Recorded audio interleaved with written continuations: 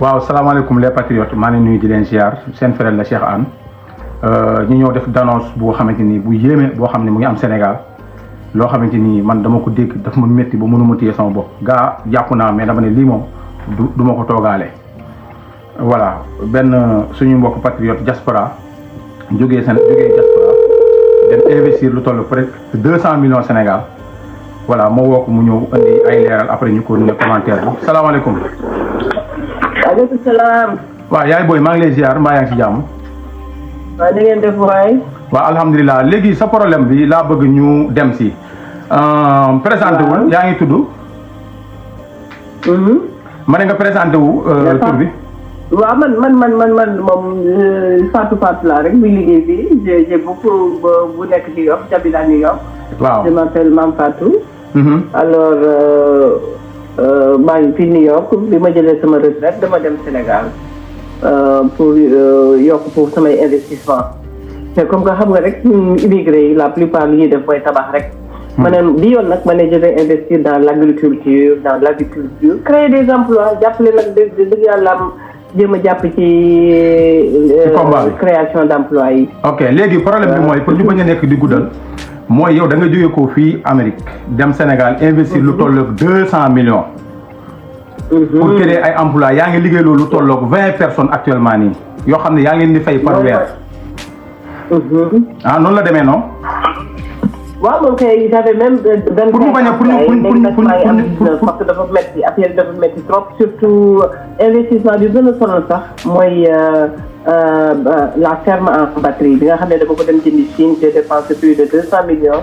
def ma ferme en batterie. mais malheureusement site bi ñu choisir fi nga xam ne foofu laa am terrain ak Kirène foofu nekkatee électricité bi Senelec moomu ko nekkatee c'est une électricité privée c'est-à-dire que Senelec daf koy jaay benn marocain boobu moo ñu koy jaay. waaw si gàttal si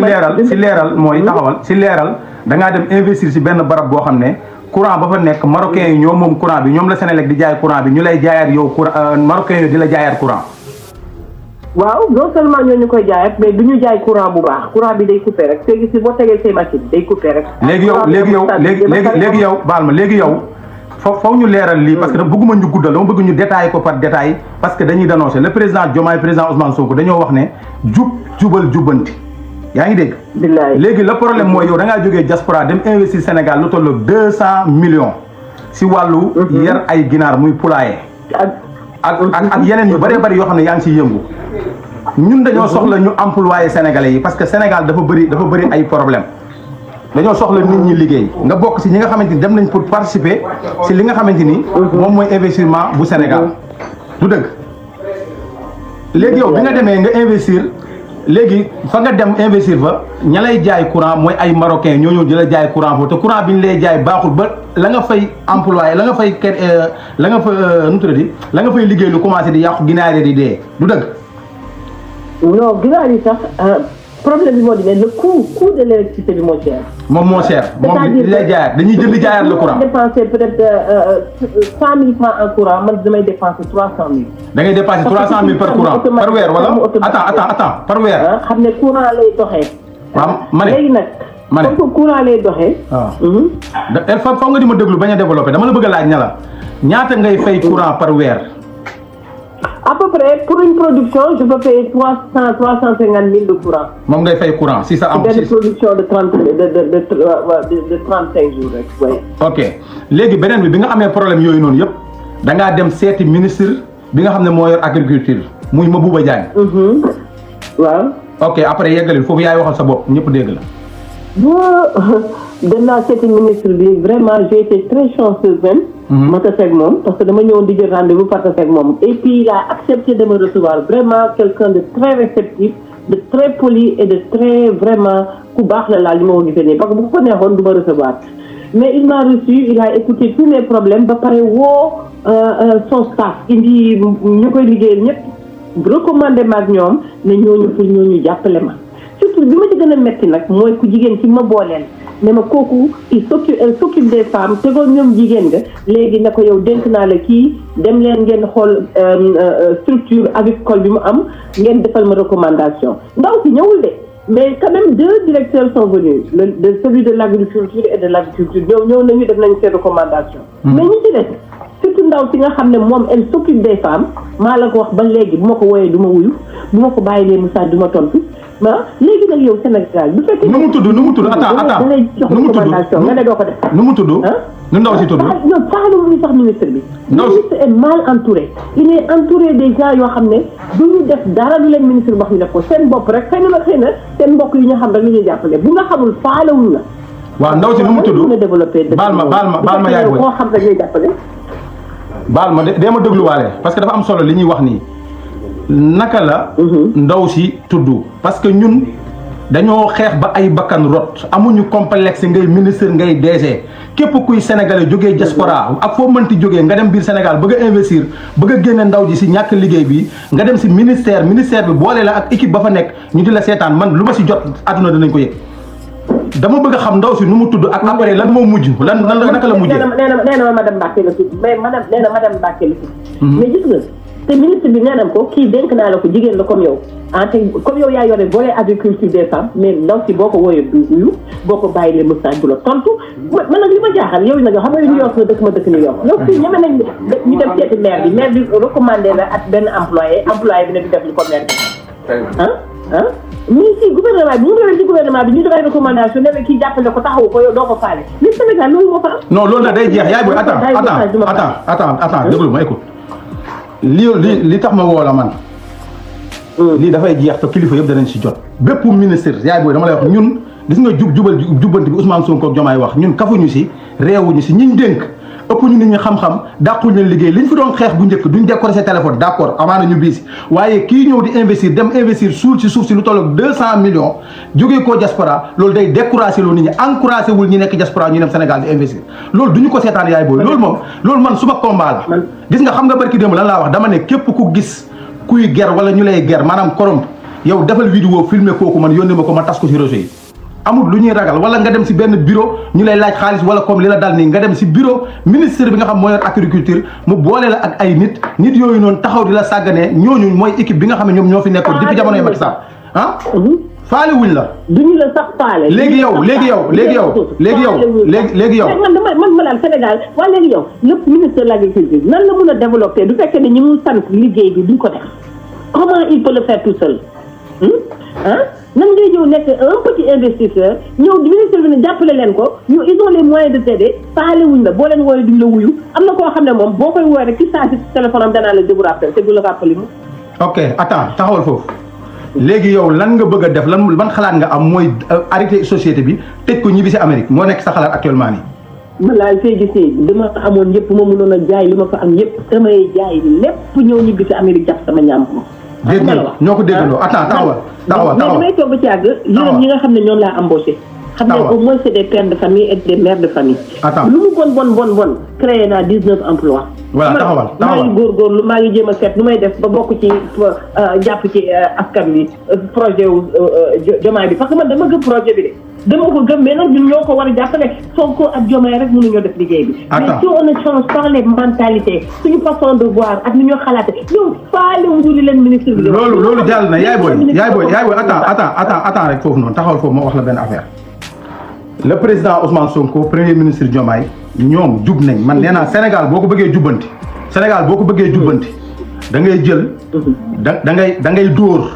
mooy ñi nga xamante ni ñoom lañ dénk ndombal tànk te ñuy wàcc ñu dàq leen ba pare médiatiser ko Sénégal yëpp gis ko parce que ñun kafuñu yaay booy 80 et quelques personnes ñoo xeex pour Sénégal ñoo dee pour Sénégal soppeeku man mii mënoon naa si bokk yow mii mënoon nga si bokk loolu kafuñu si réewuñu si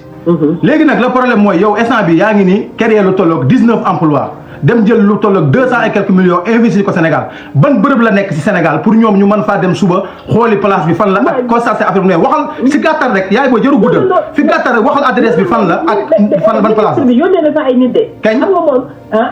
yónnee na ko ni bi ma demee Dakar moom nee naa la vraiment c'est un gars qui est non fan la loolu bu si ñëwaat yaay booy day gudd wax ñu place bi fan la laa bëgg a xam actuellement ne ak adresse bi loolu lañ soxla Kirène laa nekk Kirène jas Kirène si fan wetu aéroport waaw léegi bu ku fay yebal nit pour mu dem fa ban adresse lay am pour mën fa dem parce que dañuy wax ni rek ci vidéo ñu mën a xam foofu man daal maa ngi diggante groupe Kirène bi ak les ciments du Sahel xam nga àll bi moom amul ay adresse. waaw léegi am nga numéro téléphone gardien boobu nekk am nga numéro téléphone am. nga ne. gardien bi am nga numéro téléphone am. waaw bien sûr sama gardien baa ngi foofu j'ai des emplois foofu am naa fa 5. ok man dinaa récupérer bu ma coupé am naa fa 5 emplois. léegi man su ma coupé ak yow nii dinaa jël sa numéro téléphone gardien jox ko nit ñu dem vérifier loolu. incha allah waaw dama ne xamoo li ma gën a métti sax xam nga lan moo ma gën a métti. mooy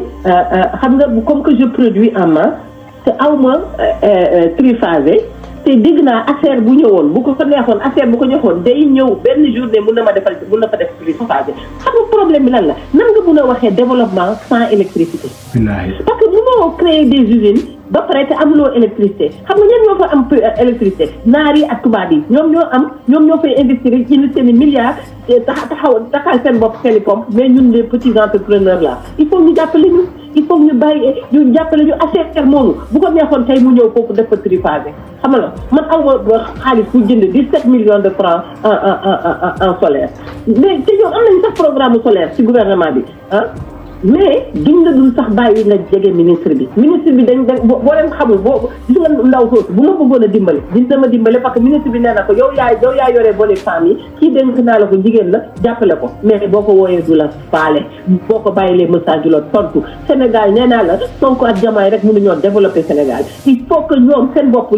programme bi ñu tëral ñu jàppale leen ci mais les fonctionnaires yi fa nekk ils sont pourris. parce que waa APR yi fi newoon la waa APR yi fa nekkoon waa APR yi fi newoon ñu doon xeex ñoom ñoo nekk si consulat yi ñoo nekk si ambassadeurs yi ñoom ñoo nekk si bureau bi ba pare gars yi ñëw toog bàyyi leen fa ba léegi ñuy saboter liggéey bi man dama ne gis nga le président Ousmane Sonko président Diomaye tant que nekkuñ di dóor gis nga Amérique fii yaay booy yaa ngi fi maa ngi fi fii alkaati bu taxaw si tali li laaj xaalis ñemewu ko yaa ngi dégg nga dem si place di ut bërëb di ut dara ñu lay laaj xaalis ñëw ko loolu mu ngi Sénégal nit ñi di ko gis di si teg seen bët te kenn du leen wàcc kenn du leen dóor nga jàppale ko xaaliwuloo ko noonu nan la ñu mën a liggéeyee kii bi ma ñëw en tant que personne de la diaspora indi sama xaalis di korkor yi pour participer au développement au moins sax ñu ne kii kat au moins man mënoon naa téye sama xaalis fii mënoon naa dem rek kon ne di tabax ay kër di mu luyee man a négal ma def loo xam ne on va créer des emplois mais léegi bu ma xoolee sama employé damay bëgg a génn lépp mais dama leen ma xam ne bu ma tëjee ferme bi tëj tool bi tëj lépp. foofu nga jëm nag lii bu ci Diomaye ak Sonko jógut fa nga jëm fa la say morom jëm te Sénégal day ko. gis nga non man li mu métti Sénégal. est-ce que xam nga ne chinois yi léegi dañoo jël agriculture bi ña nga ubbi benn méga structure à Bandia dégg na bëkki démb lañ ko ubbi te nii dinañ toog ba ci kanam dootuñu mën a ti jaayee ci ginaar. léegi ñu daaneel waaw li ñu def Sandaga def ko centenaire noonu la ñu daan def agriculture bi di jaay ginaar ñun dootuñu mën a jaay ci benn ginaar gis nga feet yi ay millions de cuisses de poulet la ñu dugal ci aéroport la ñu dugal Dakar kenn mënul jaay ginaar ndax cuisses de poulet yi ñëpp koo gis mu ne la li ma jaay bëriwul ci feet yi ndax cuisses de poulet yi cuisses de poulet fu ñu jaar ci aéroport bi la ñu jaar. wax la ñu xoolee bay jaarale ay aéroport te man dama defoon dañu bloqué importation de poulet yi maa ngi nii 3000 poulet laa am yoo xam ne bu ma ko rayee tey jii du ma am fu ma ko congelé parce que aw ma courant bu ko congelé ba pare te aw ma mënu ma koo jaay léegi nag fee gis dama leen di dundal est-ce que xam nga 3000 poulet yooyu ñaata laa jël 8 sacs laa leen di dundalee par jour 8 sacs te sac bu nekk 18000 la 8 sacs de nourriture d'aliments la poulet di jar ba baa may gis ñu ko jënd. léegi fu mu toll nii même yow sax fi nga nekk nii ay naar ñoo jënd courant Sénélec di la ko jaay xoolal ma loolu ay naar ay étranger ñoo ñëw jënd courant di ko jaay ndaw si actuellement nii di ko nga jaayee double prix ba pare courant bi baaxul. c'est 6 fois ci benn guddi. courant bi daal clic clac toute la journée xam nga ne loolu gouvernement war naa ñëw jox village waaye jox ñu courant. yaay booy jërëjëf naa compagnie boobu tudd ASER bu ko neexoon bu subaa bu ñëw réguler ko. jërëjëf comme que dénoncé nañ ko ay contrat lañu jox marocain yi. ñoom ñoo moom électricité bi te électricité kat Sénélec leen koy jaay ñoom ñu wëlbatiku jaayaat ñu ko déjà rek xam nga ne électricité Sénélec dafa cher boo leen nag nga jënd Sénélec rek ñëw di jaayaat ay villageois mais c'est inacceptable. wallaahi yaay booy si gàttal di courage bul gi fa mais dama la bëgg wax benn affaire man laa tey gisee. non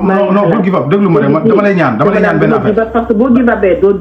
dimbale askan wi. merci jërëjëf dañuy jéem a découragé ñu découragé bàyyi ku ñëw découragé bàyyi étranger rek ñoo ko mën a réussir tey gis yaa gis nañ chinois yi dugg nañ ci poulailler yi xamaloo nangu nañu yàq nañu Sandaga ak li gaañ li ndam foraat yëpp léegi chinois yi jël nañ ko. que ni booy jaay ci jaaroo ci chinois doo jënd te chinois yi li ñuy gagné ñoom li ñuy am profit dañ koy delloo Chine xam nga man ak yow tey jii bu ñu demee investir am ci bénéfice dañuy investir ak Sénégal xaalis bi Sénégal. waaw léegi loolu noonu doguma la li ngay wax nii boo gën a développé loolu moom Sénégal Ousmane Sonko xam na ko wax na ko maanaam man li tax ma taal live bi pour dénoncer lii mooy sa problème bi nga dund yow actuellement nii ay marocain di la jaay courant ba pare ngay investir say 200 millions Sénégal dem seeti ministre bi Mabouba Diagne mu boole la ak équipe bi nga xamante ni Mabouba def na li mu war a def boole na la ak équipe boobu taxaw di la sàgganee ba yow nga nar a ba société bi nar a daanu nga ñib si Amérique fii toog fii parce que femme bi entreprise la yor fii New York bu leen fàtte loolu day liggéeyloo fii ay nit ñu woote jubal jubanti boobu nag foofu yar bi di dal gars yi ñuy commentaire naan réew mi du mas a changé ankay lu mën a changé la sans complexe moo koy changé mooy réew moo xam ne ñi war a jubal ñi woote jubal jubanti ñoo jubut mooy ñi la war a boo jàddee yoon fa nga war a dem ñu réglé la ñooñu ñoo nekk ci tali bi di enquête Sénégal yëpp di ko gis da ngay ne si oto ñu rangale fukki oto ak juróom xamoo ndax ku malade mu ngi si oto bi xamoo ndax kuy bëgg a dee wala ku am problème nga taxaw di laaj chauffeur yi 1000 francs ñëpp di ko gis ñooñu amul lu ñu nëbbati état bi dafa war a teg ay urgence di dóor di atte di simmi nit ñi ragal ñu koy médiatiser ñu xam ne lii am na si réew mi boo ko bëggee defar da nga koy defar sans complexe problème bii nekk Sénégal dafa ëpp te lii nag encouragé wul waa diaspora ñu dem Sénégal di investir. salaamaaleykum wa rahmatullah. ñooñu ma fekk ministre de l'agriculture